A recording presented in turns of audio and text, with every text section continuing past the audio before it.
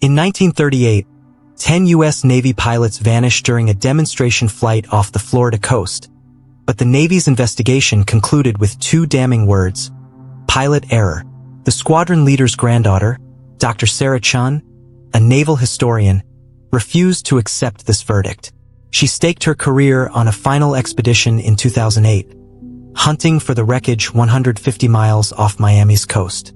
With only 3 days of funding remaining, her sonar detected unusual shapes on the ocean floor. What the cameras found would rewrite history and expose a 70-year-old crime. The rhythmic ping of the sidescan sonar was the only sound anchoring Dr. Sarah Chun to reality. Outside the reinforced viewport of the research vessel Seeker, the Atlantic Ocean stretched into crushing darkness. It was October 2008, and 15 years of obsessive research had led her here, 150 miles off Miami, hunting ghosts. The Navy had concluded their investigation 70 years prior with those two words that destroyed her grandfather, squadron leader James Chun. He'd been posthumously blamed for losing his squadron and 9 men under his command. Sarah had dedicated her life to removing that stain.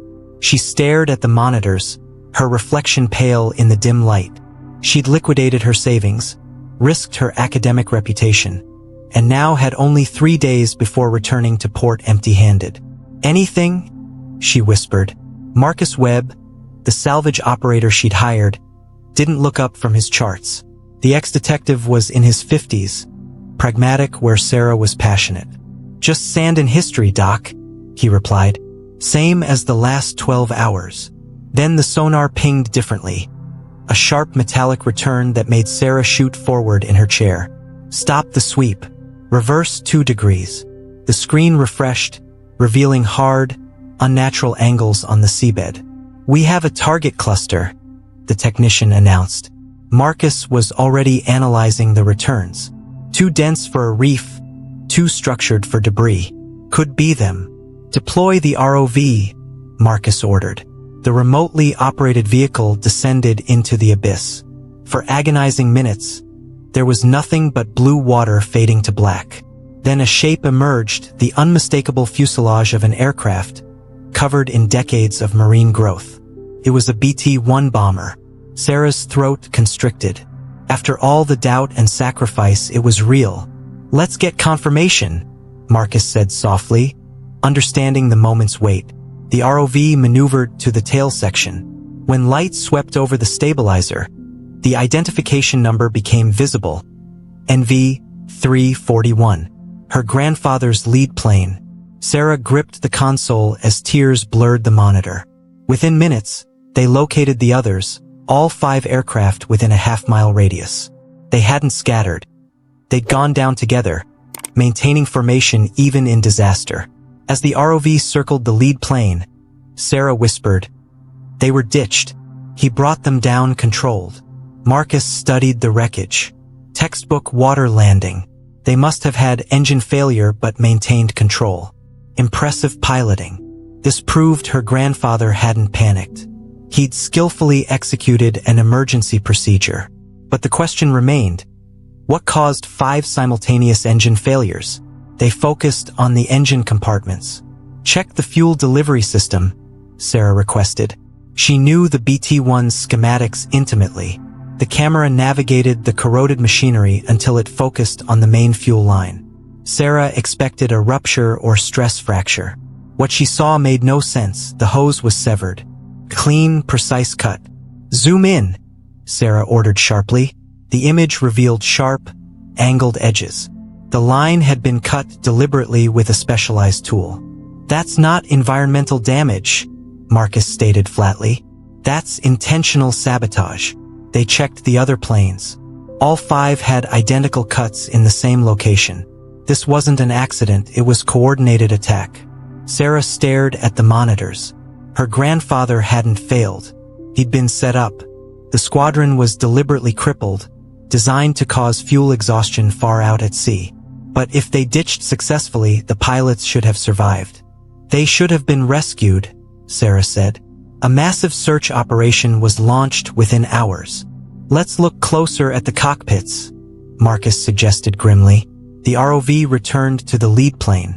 As it scanned the fuselage below the cockpit, Marcus stopped the feed.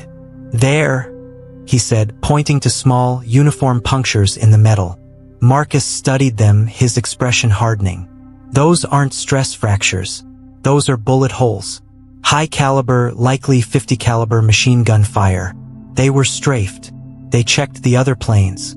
The pattern repeated, concentrated bursts directed at the cockpit areas. The horrific sequence became clear. Sabotage caused engine failures. The pilots ditched successfully. Then someone arrived not to rescue them but to execute them. They were murdered while helpless in the water. "Who would do this?" Sarah whispered. "And why?" Marcus looked at the communication console. Whoever it was had resources to orchestrate complex sabotage and intercept a squadron mid-ocean. And they had influence to ensure the investigation never looked past pilot error. He reached for the controls. "We're going dark. Radio silence from here on." The crime scene was 70 years old, but the conspiracy felt very much alive. The following day, they initiated a delicate recovery operation, retrieving a section of the severed fuel line and bullet-riddled cockpit plating. They were mid-operation when the proximity radar blared. "Incoming vessel," the helmsman announced. "Running dark. No AIS signal."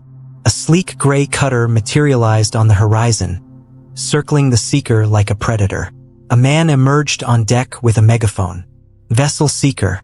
This is a maritime security alert. Cease all operations immediately and prepare to be boarded." Marcus grabbed the radio. "Unidentified vessel. We are conducting legitimate salvage in international waters. State your identity and authority." "Our authority is absolute. Cease operations or we will disable your vessel. Do not attempt to recover your submersible." Marcus recognized the profile, high-end private security, not official military. "We will not be boarded. Any attempt will be considered piracy." The cutter accelerated dangerously close, its wake slamming against their hull. "They're going for the tether," Marcus realized. If they severed the ROV cable, they'd lose the evidence. "Bring it up now," Marcus ordered. The ROV breached the surface just as the cutter made a final aggressive pass. The crew secured the collection basket with the precious evidence intact. "Get us out of here," Marcus ordered. Full speed southwest. They fled the scene at maximum speed, the gray cutter shrinking in the distance. The historical quest had become present danger. 2 days later, they docked discreetly at a private marina. Marcus transported the evidence to a secure warehouse he owned. He called in a favor. Dr. Helen Park, an independent forensic metallurgist, examined the artifacts under high magnification. Her analysis was definitive. The cuts on the fuel line were made with a high-speed cutting tool shortly before the flight. The punctures in the cockpit plating are consistent with 50 caliber machine gun fire from above. This was sabotage and execution. With physical evidence secured, Sarah shifted focus to motive. The 1938 flight was the final hurdle before manufacturer Coastal Aviation secured a massive military contract. Success would have cemented the company's future. "Who won the contract when the BT-1 failed?" Sarah asked. Hours of searching digitized archives led her to the answer. The runner-up, Aero Vanguard Industries, had been awarded the contract immediately after the disaster. That contract became the foundation of their empire. Sarah researched Aero Vanguard's history. In 2008, they were Aero Vanguard Dynamics, a multi-billion-dollar defense giant with immense political influence. She looked at Marcus. "We're not just investigating a historical crime. We're taking on a corporate empire built on murder." The sleek gray cutter suddenly made sense. It was Aero Vanguard protecting its foundational secret. The stakes became terrifyingly clear. They possessed evidence that could destroy a multi-billion-dollar corporation. That night, Marcus sat in the warehouse office monitoring security feeds. Then he saw it, a subtle flicker on camera 3. A loop. Someone had hacked the system. They were already inside. He drew his sidearm and moved silently toward the main floor. He heard the faint hiss of a cutting torch near the climate-controlled unit. 2 men in tactical gear were working on the lock, carrying pressurized tanks, corrosive chemical agents. They weren't there to steal the evidence. They were there to destroy it. Marcus needed a distraction. He circled to the fire suppression system and pulled the override lever. Klaxons blared. Emergency lights flashed. High-pressure nozzles unleashed torrents of thick foam, engulfing the area in white chaos. The intruders were caught completely off guard. A brief, brutal confrontation ensued in the confusion, but they prioritized escape over engagement, fleeing as sirens wailed in the distance. Marcus secured the unit. The evidence was safe, but the message was clear. Aero Vanguard was willing to do whatever it took. When local police arrived, they treated it as industrial vandalism, dismissive of conspiracy theories. "We'll file a report," Detective Morrison said skeptically. They were on their own. "The warehouse is compromised," Marcus said. "We need to move the evidence now." They transported everything to a remote boatyard Marcus owned, hidden among rusting hulks of abandoned boats. "Someone had to cut those fuel lines," Sarah said, pacing. "Someone with access to the planes at Naval Air Station Key West. We need the ground crew manifests." "I have to go to Washington," Sarah decided. "The National Archives will have physical copies." Marcus stayed to guard the evidence while Sarah flew to D.C. She spent days combing through dusty manifests and personnel files from 1938, looking for anomalies. Then she found him, Bernard Russo, an aviation machinist mate who resigned abruptly 2 weeks after the disappearance, right in the middle of the investigation. She requested his complete service jacket, but the response was obstruction. "The file is unavailable," the archivist whispered nervously. "Sealed by order of the Department of the Navy." Her escalation led to a meeting with Rear Admiral Foster, who delivered a veiled threat. "Your research is causing complications regarding a key defense partner. Your investigation is straying into areas of national security." "I have a right to know what happened to my grandfather," Sarah insisted. "Your grandfather was a casualty of war. Sometimes the truth is a luxury we cannot afford." As she left, Sarah noticed a man watching her, impeccably dressed with cold, calculating eyes. She recognized the look from the cutter. His name, she would learn, was Victor Kane. Feeling exposed, Sarah photographed the manifest and fled through the DC Metro, changing trains multiple times to lose her tail. Back at the safe house, Sarah contacted Marcus with the obstruction news. "If official records are sanitized, we need to find Russo's family. People leave traces." They traced Russo through name changes and moves across the country, finally identifying his granddaughter, Rebecca Martinez, living in rural Georgia. Sarah and Marcus drove there cautiously. Rebecca answered the door with a shotgun, her expression guarded. "I don't know anything about that. My grandfather died a long time ago." "Please, Mrs. Martinez," Sarah persisted. "We believe your grandfather was involved in a historical event that's been covered up. The truth about 10 pilots who disappeared in 1938. Rebecca hesitated. "You're not the first ones to ask. Lawyers were here days ago, asking intrusive questions about documents or journals my grandfather might have left." The description matched Aero Vanguard operatives. They were ahead of them, cleaning up loose ends. Sarah shared her story and showed Rebecca the underwater footage, the severed fuel lines, the bullet holes. Rebecca stared at the images, horror replacing fear. "They murdered them." "Yes," Sarah confirmed gently. "And we believe your grandfather was forced to participate. We believe he was a victim too." Rebecca finally opened the door. Her grandfather had been haunted, always ranting about company men watching him. He said he had an insurance policy, a record of what happened. "But I don't know where." "Where did he spend most of his time?" Marcus asked. "The barn," Rebecca replied, pointing to a dilapidated structure. "He spent years out there, isolating himself." They searched the barn frantically. Marcus noticed a loose floorboard near an old workbench in the loft.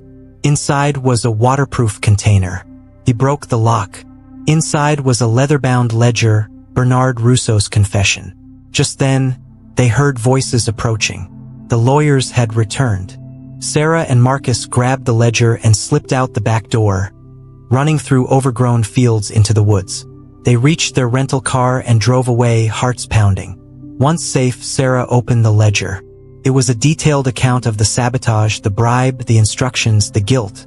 It named the contact, Robert Sinclair, an executive at Aero Vanguard Industries who orchestrated the conspiracy. "We have them," Sarah whispered through tears.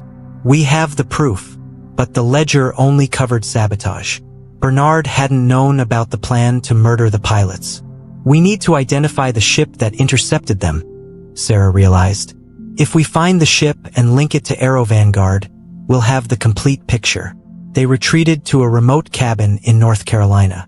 Sarah researched Aero Vanguard's corporate structure in the 1930s, tracing subsidiaries and shell companies. She found it Triton Maritime Services, a private shipping and security company acquired by Aero Vanguard in 1938. They operated heavily armed security vessels crewed by former military personnel. The company was dissolved in the 1950s, but Sarah tracked its former headquarters to an abandoned warehouse in the Pensacola docks. If Triton Maritime's operational records still exist, they'd be there, Sarah said. Marcus devised a gambit, leaking false information that they were moving evidence that night to draw surveillance away. Under cover of darkness, they approached the abandoned warehouse. The infiltration was successful. Inside, the warehouse appeared empty, stripped bare decades ago. But Marcus sensed something wrong. Comparing blueprints to the structure, he found a discrepancy. A hidden space behind a false wall in the office area. They pried away bricks, revealing a sealed archive room filled with filing cabinets, Triton Maritime's forgotten records. They frantically searched for 1938 logs and found the logbook for a vessel called the Marauder, confirming it was in the crash site vicinity on the day of the disappearance. Then Sarah found a sealed packet inside the logbook. Internal memos on Aero Vanguard letterhead addressed to the Marauder's captain, signed by Robert Sinclair. The orders were explicit. Ensure complete failure of demonstration. Intercept downed aircraft. Eliminate all witnesses. Confirm destruction. The execution order. Irrefutable proof. Sarah photographed the documents rapidly. Then they heard it, vehicles approaching, surrounding the building. Footsteps heavy and purposeful. Victor Kane stepped into the archive room, followed by armed men. "Dr. Chun, you should have accepted Admiral Foster's advice." He surveyed the scene, the camera and the documents. "Now." Sarah clutched the camera. "It's over, Kane. We have the proof. The execution order, Sinclair's signature. We know everything." Kane's expression remained cold. "You think this is about 10 pilots? This is about the foundation of a corporation that's shaped history, that's protected this country for decades. The original contract founded Aero Vanguard. The pilots' lives were a necessary sacrifice for the greater good." He signaled his team. "Secure them." The confrontation reached its climax. There was no way out, but Marcus saw an opportunity. He grabbed a heavy metal object and hurled it at the single light bulb. The room plunged into darkness. Chaos erupted. Marcus tackled Kane while Sarah secured the camera. They fought their way out, using the unstable warehouse structure to their advantage. Marcus pulled down shelving units, creating barriers. They escaped into the night as sirens wailed in the distance. They had the proof, but they were now fugitives. They couldn't trust official channels. Their only option was immediate public exposure. They drove to Atlanta and contacted Nathaniel Brooks, a Pulitzer Prize-winning investigative journalist known for exposing corporate corruption. Brooks examined the evidence meticulously, questioning them for hours. Finally, he leaned back. "It's authentic. All of it. We need to release it before they stop us," Sarah urged. "We go live in 1 hour." The story broke like a bombshell. Headlines screamed, "Aero Vanguard accused of mass murder. The 70-year cover-up." The media firestorm was uncontrollable. The public outcry was deafening. The Navy convened a new court of inquiry. Sarah testified, presenting all the evidence. The findings were unanimous: vindication. The Navy officially overturned the 1938 ruling. Squadron leader James Chun and the 9 other pilots were posthumously exonerated and awarded the Distinguished Flying Cross. Sarah watched through tears. She'd done it. She'd cleared her grandfather's name. The fallout was catastrophic for Aero Vanguard. Their stock plummeted. Contracts were suspended. The Department of Justice launched criminal investigations. Victor Kane was arrested attempting to flee the country, facing charges of obstruction, conspiracy, and attempted murder. High-level executives involved in the cover-up were also indicted. The corporation imploded, its assets liquidated, its legacy forever tainted. Months later, Sarah stood on the tarmac at Naval Air Station Key West for a memorial service honoring the lost squadron. Marcus and Rebecca Martinez stood beside her. The ceremony was attended by the victims' families. The names of the 10 pilots were read aloud, honored by a flyover in missing man formation. Sarah thought about her journey, the obsession, the danger, the vindication. She'd started this to clear her family name. She'd achieved that and exposed a conspiracy reaching the highest levels of power. She established a foundation dedicated to investigating historical injustices, ensuring silenced voices were heard. Her grandfather's legacy was finally secured, not as a failure, but as a hero. And Sarah had forged her own legacy. The woman who rewrote history and proved that truth, however deeply buried, always surfaces. She looked out at the ocean, the vast blue expanse stretching to the horizon, and whispered a final farewell. The ghosts were finally at peace.